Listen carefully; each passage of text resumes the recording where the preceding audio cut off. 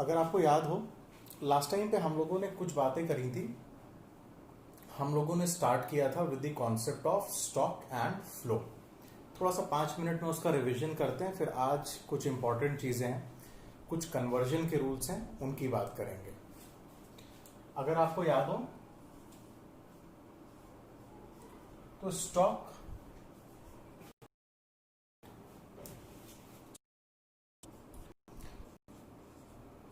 Sectoral flow की 4 तरह के factors of product, producer, government और रेस्ट ऑफ द वर्ल्ड में बांटा था। डिस्कस किया था कि किस तरह से among the different sectors, that goods and services and factor services का चल के 2 पार्ट में डिवाइड हो गया था, रियल फ्लो और मनी फ्लो। जब आपने रियल फ्लो की बात करी थी टू द हाउसहोल्ड सेक्टर, आपने सिर्फ flow of goods and services की जब बात करी among the different sectors of an economy, तो उसको आपने क्या बना, मनी फ्लो।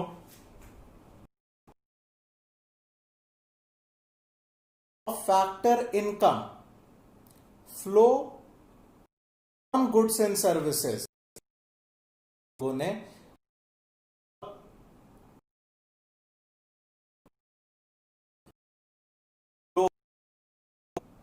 गुड, जब आप गुड्स एंड सर्विसेज खरीदेंगे तो house hold sector producer sector को पे करेगा और दोज गुड्स एंड सर्विसेज, वो चीज हम लोगों ने डिस्कस करी।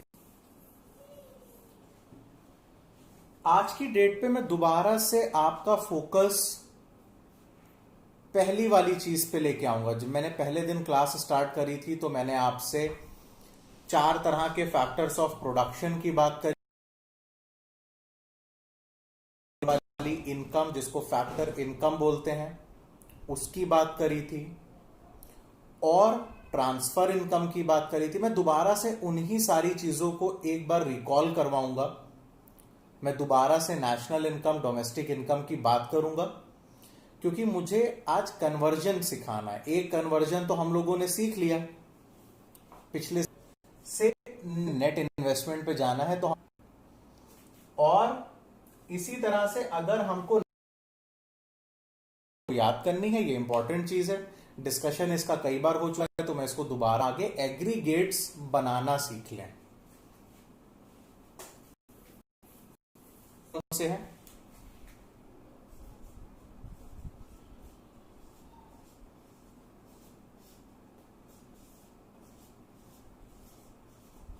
हमारे पास लेबर है,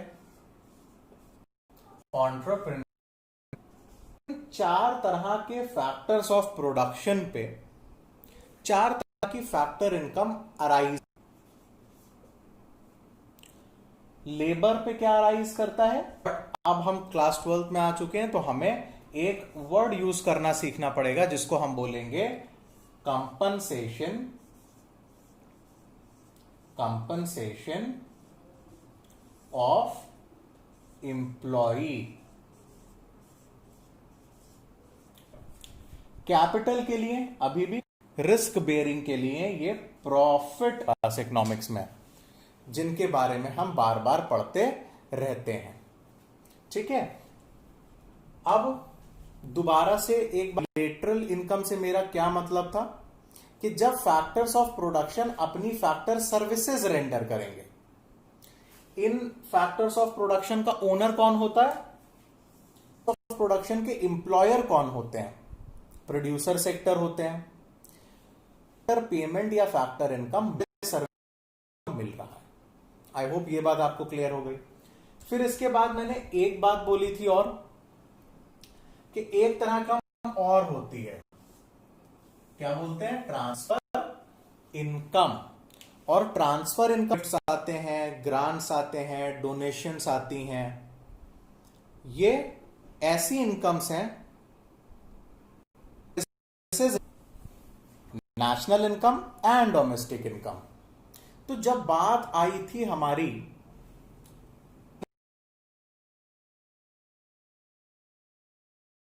factor income.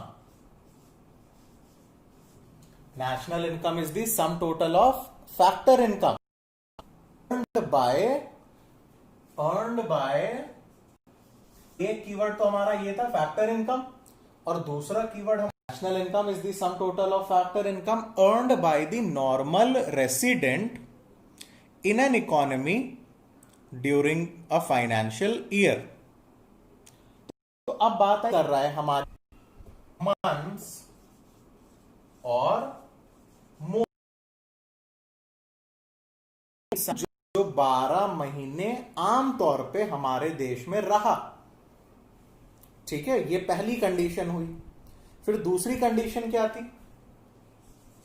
And his economic interest in those condition 1 and 2 में या उससे ज्यादा, मतलब इनकम जनरेशन, कंजम्पशन, सेविंग में वो इन्वॉल्व, मतलब कंपनसेशन ऑफ उससे ज्यादा आमतौर पे हमारे देश में रह रहा है, और उन 12 महीने के दौरान उसका इकोनॉमिक इंटरेस्ट भी हमारे देश में लाई कर रहा है, नॉर्मल रेसिडेंट।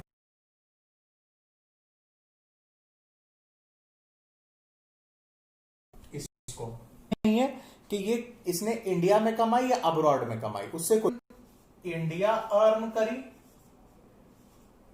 या अब्रॉड में अर्न करी, उससे कोई भी मतलब नहीं है, वो हमारी नेशनल इनकम। फिर मैं दोबारा बढ़ा, और दूसरा कीवर्ड क्या आया था? अर्नड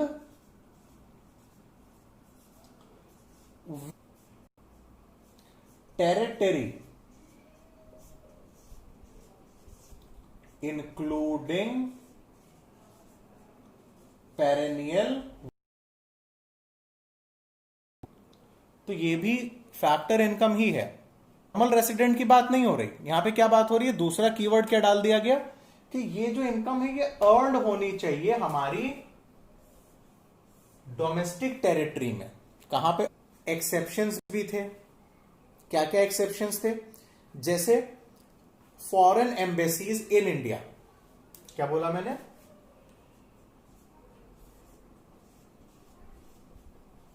फॉरेन वो रशिया में हो, इजराइल कर रही हैं, तो वो हमारी स्टेट में आएंगी। होती हैं, ऑर्गेनाइजेशन होती हैं, उन पे किसी भी एक देश का हक नहीं होता। जैसे कि हमारे पास हमारी डोमेस्टिक टेरिटरी में कभी भी कंसिडर नहीं करे जाएंगे। ठीक है, चाहे इनके हेडक्वार्टर्स, चाहे इनके कुछ भी।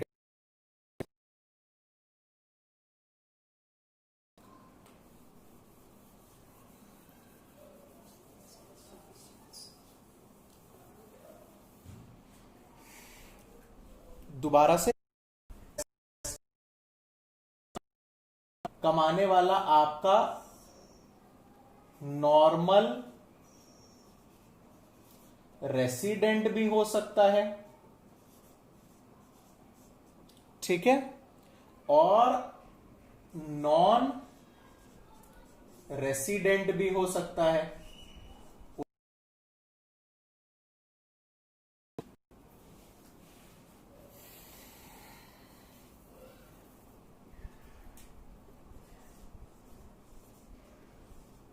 आई होप आप लोगों को इसके बीच का डिफरेंस समझ में आ गया। जो मैं डिफरेंस समझाना चाह रहा हूं वो आप समझ गए अब, कि नेशनल इनकम भी फैक्टर इनकम का ही सम टोटल है, बट ये कमाने वाला कौन होना चाहिए? Normal resident. वो चाहे इंडिया में जनरेट करे इनकम को या अब्रॉड में, उससे फर्क नहीं पड़ता। बट जब मैं बात करूंगा डोमेस्टिक इनकम की, ये भी sum total of factor income ही है, बट यहां पे कीवर्ड क्या है कि ये इनकम हमारी डोमेस्टिक टेरिटरी, या फिर और रिफाइंड लैंग्वेज में बोले तो हमारी फर्स्ट कन्वर्जन ऑफ इनकम, कैसे आप नेशनल इनकम को डोमेस्टिक इनकम में कन्वर्ट करेंगे।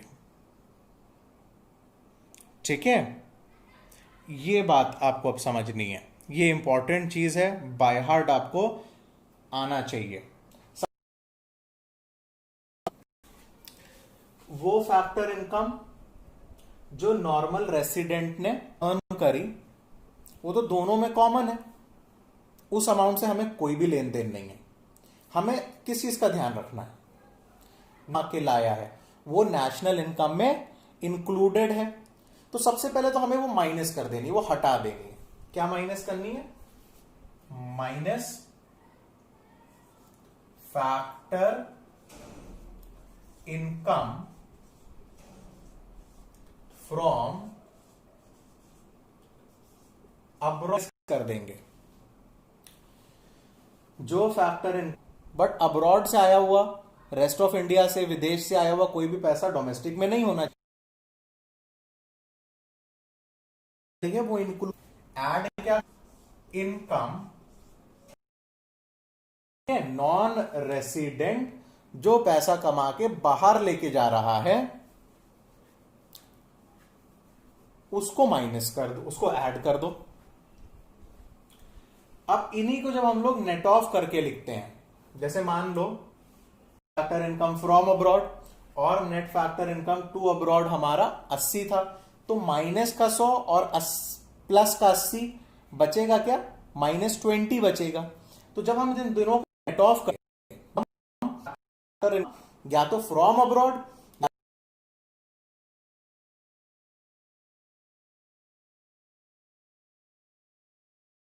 समझाया कि 100 हमारे पास फैक्टर इनकम फ्रॉम अब्रॉड है और फैक्टर इनकम टू अब्रॉड हमारे पास 80 है। ये माइनस में है, ये प्लस में है, जब इन दोनों को नेट ऑफ करा। अगर उल्टा होता, ये 80 होता, ये 100 होता, तो हमारे पास फैक्टर इनकम टू अब्रॉड बच रही होती। तो हमारा सीधा सा फॉर्मूला क्या बन गया?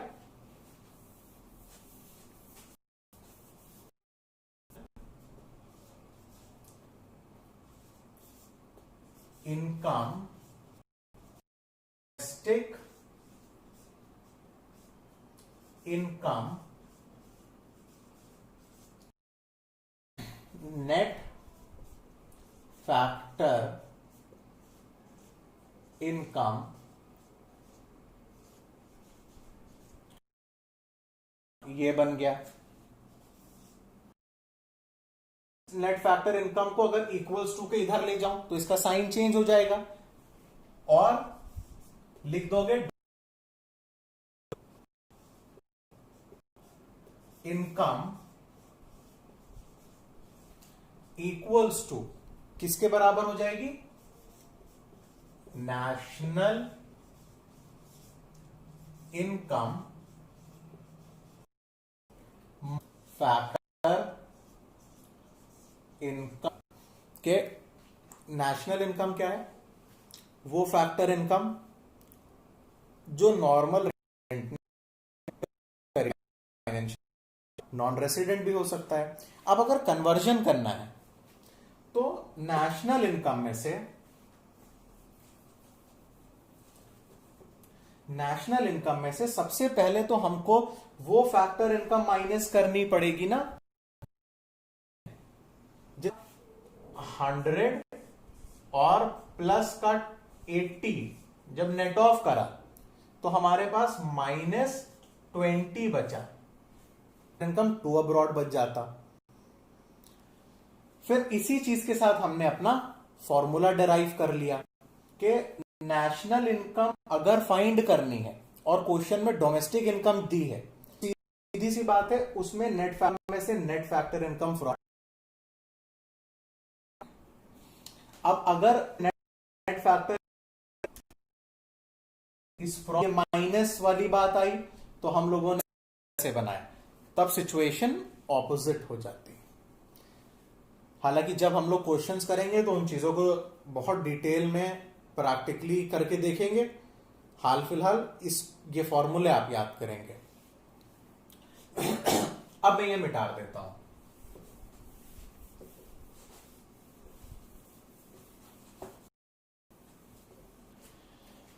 आज के लिए मेरा एक छोटा सा टॉपिक और है, मुझे मुश्किल से 10 से होता क्या है, ठीक है।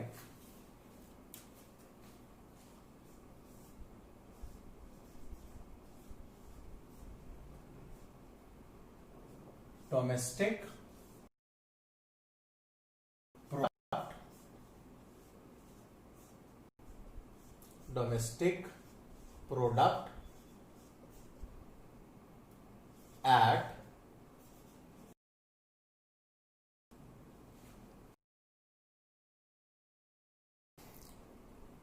अभी जब मैंने क्लास स्टार्ट की थी तो मैंने आपसे बोला था प्रोड्यूसर था, गवर्नमेंट था और रेस्ट ऑफ द वर्ल्ड था, जिसमें मैंने ये बोला था कि मैं हाउस होल्ड सेक्टर और प्रोड्यूसर सेक्टर को ही सिलेबस में स्टडी करने में ही समझाया था। बट वो टॉपिक वहीं तक था, आगे तो गवर्नमेंट का रोल आएगा। अगर 2 सेक्टर मॉडल होता, सिर्फ प्रोड्यूसर सेक्टर होता एंड हाउस होल्ड सेक्टर होता, तब तो मार्केट प्राइस और फैक्टर कॉस्ट में कोई डिफरेंस ही नहीं था ना। जितना खर्चा एक कमोडिटी को बनाने में लगा वो आपकी फैक्टर कॉस्ट है, the expenditure incurred on the factor. और अगर सरकार नाम की कोई चीज ही नहीं होती, टैक्सेस का कोई कॉन्सेप्ट ना, सब्सिडीज की बात ही नहीं होती, तो वही चीज आपकी प्राइस भी मोर और लेस बन जाती, क्योंकि प्रॉफिट तो पहले से ही जुड़ चुका है, as a part of factor include कर रखा है, तो कोई डिफरेंस ही नहीं आता, सेम चीज हो जाती फैक्टर कॉस्ट और मार्केट प्राइस। बट जब गवर्नमेंट आती है, when government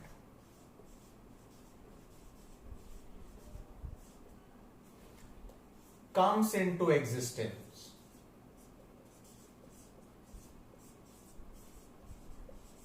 comes into play, जब सरकार का,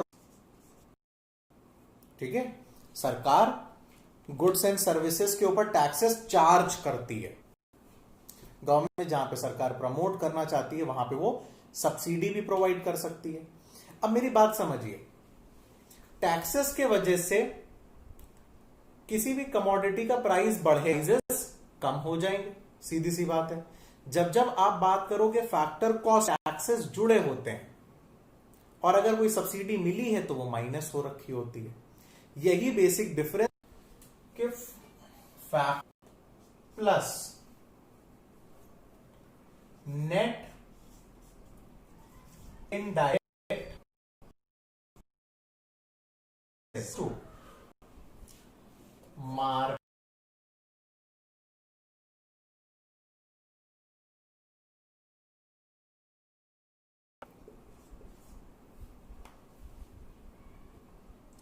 माइनस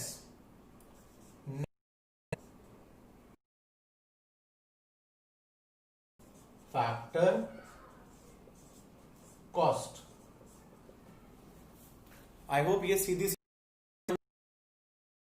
हटा दें तो हमको फैक्टर कॉस्ट मिल जाएगी। और अगर वही फैक्टर कॉस्ट में नेट इनडायरेक्ट टैक्सेस जोड़, नेट इनडायरेक्ट टैक्सेस की बात करूंगा जब जब मैं नेट, यहां पे लिख देता हूं वेयर, ठीक है, जहां पे net indirect taxes equals to, किसके बराबर होते हैं net indirect taxes? Indirect taxes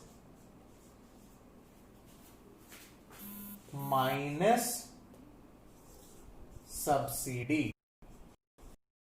ये पूरा का पूरा कॉन्सेप्ट आपको समझ में आ गया। हाउस होल्ड सेक्टर है, वहां पे फैक्टर कॉस्ट निकल सकती है, बट जैसे ही सरकार, गवर्नमेंट हमारी रोल में आती है, वैसे ही सरकार का रोल काम शुरू हो जाता है। मतलब वो गुड्स एंड सर्विसेज को चार्ज करना शुरू कर देते हैं, जिससे कॉस्ट मिलता है। और at the very same time कुछ एरियाज में सरकार सब्सिडी भी प्रोवाइड करवाती है, तो वहां पे कॉस्ट में से सब्सिडी हो जाती है।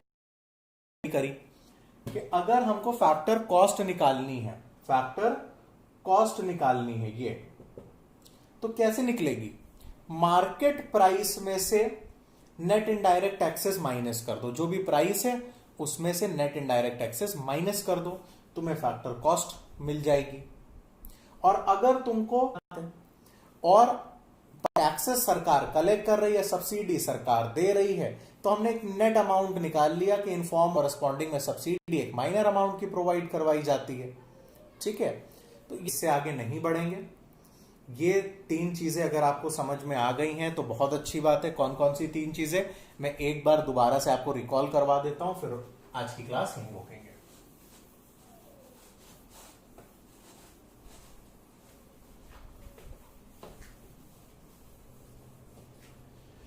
सबसे पहली चीज जो मैंने आपको करवाई, ग्रॉस इन्वेस्टमेंट से अगर आपको नेट इन्वेस्टमेंट पे जाना है, कहां जाना है? Net investment. ग्रॉस में डेप्रिसिएशन इंक्लूडेड होता है, करंट रिप्लेसमेंट कॉस्ट इंक्लूड होती है, तो आप माइनस कर देंगे डेप्रिसिएशन, या जिसको आप कंजम्पशन ऑफ फिक्स कैपिटल भी बोलते हैं। और अगर आपको नेट इन्वेस्टमेंट से ग्रॉस की तरफ जाना है, नेट के अंदर सिर्फ वही खर्चा इंक्लूड होता है जो नई गुड्स एंड सर्विस, नई कैपिटल गुड्स पे हुआ है, करंट रिप्लेसमेंट इंक्लूड नहीं होता। तो नेट से ग्रॉस पे जाने के लिए आप depreciation, consumption of fix capital, जो भी आप नाम लेना चाहें उसको जोड़ देंगे। ये आपका बन गया पहला conversion. This became the first conversion that you are suppose to learn. Second क्या बात आई कि भाई अगर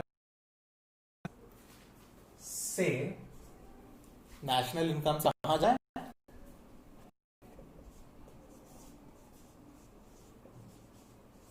नेशनल इनकम से अगर हमको डोमेस्टिक इनकम पे आना है तो हम क्या करेंगे?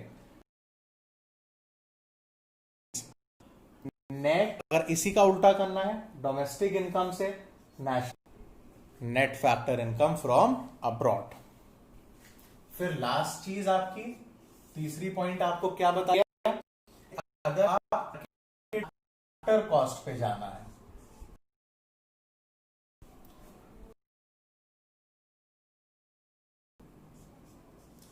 NIT, net indirect taxes. तो ये वो 3 कन्वर्जन है जो आपको बाय हार्ट याद रखने हैं। आप इनको